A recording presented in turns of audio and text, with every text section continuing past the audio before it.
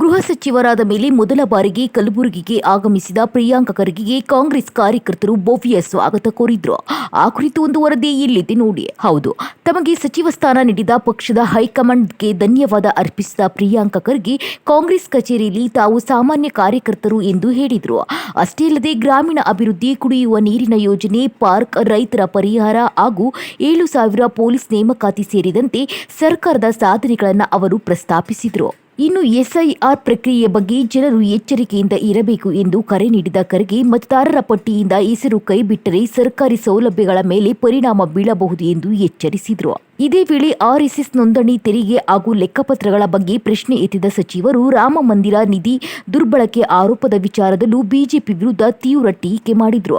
ಒಟ್ಟಾರೆ ಅಭಿವೃದ್ಧಿ ವಿಚಾರಗಳ ಜೊತೆಗೆ ರಾಜಕೀಯ ಆರೋಪ ಪ್ರತ್ಯಾರೋಪಗಳಿಗೂ ವೇದಿಕೆಯಾಗಿದ್ದ ಈ ಸಮಾರಂಭದಲ್ಲಿ ಕಾಂಗ್ರೆಸ್ ಮುಖಂಡರು ಹಾಗೂ ಕಾರ್ಯಕರ್ತರು ದೊಡ್ಡ ಸಂಖ್ಯೆಯಲ್ಲಿ ಭಾಗವಹಿಸಿದ್ರು.